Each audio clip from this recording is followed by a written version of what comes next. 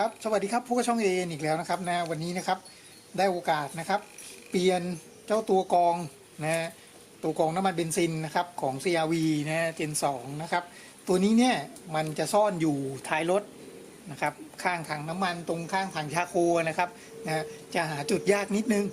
นะครับอยู่ตรงไหนตามมาเลยครับนี่นะครับตัวนี้นะครับมันจะอยู่ตำแหน่งนี้นะตำแหน่งค่อนข้างซับซ้อนนิดนึงนะครับอยู่ตำแหน่งนี้เลยนะครับนะจะแอบอยู่นะครับก็มันจะต้องมีเหล็กตัวนี้ด้วยครับตัวประกบนี่นะครับมันจะอยู่ตำแหน่งประมาณนี้เวลาถอดมาหน้าตามันก็จะประมาณนี้นะครับนะก็เวลาใส่กลับก็ใส่ตัวนี้ก่อนนะครับแต่ว่าตัวนี้สลักตัวนี้เขาไม่ได้ให้มาด้วยนะไม่ได้ให้นะครับให้ตัวเดียวให้ตัวนี้มาตัวเดียวตัวนี้นะย้ายมาใส่ข้างนี้ก็ได้ไม่ได้นะครับคนละขนาดกันเลยนะก็ต้องเอาของเดิมนะครับ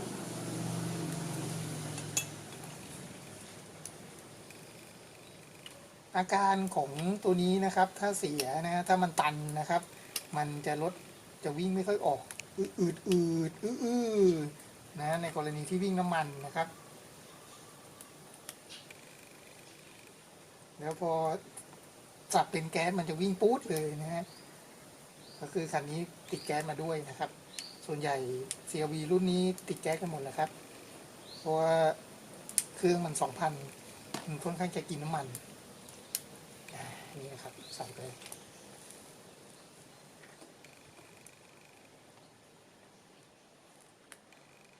แล้วก็มีน็อตยาว2ตัวนะครับ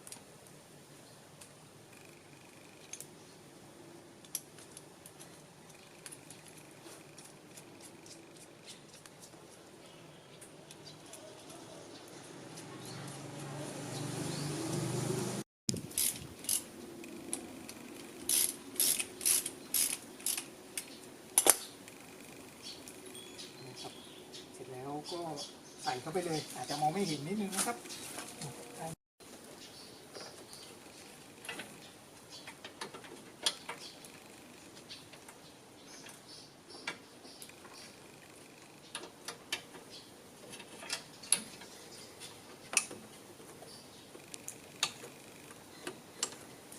อีกครั้ง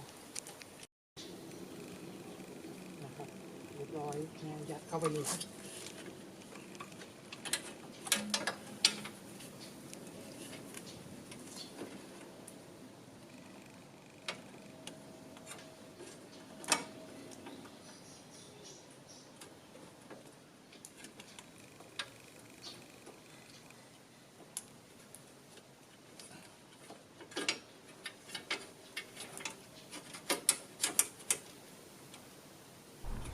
ครับถ้าใครเจอปัญหานี้ก็ไปแก้ตามนี้เลยนะครับนะ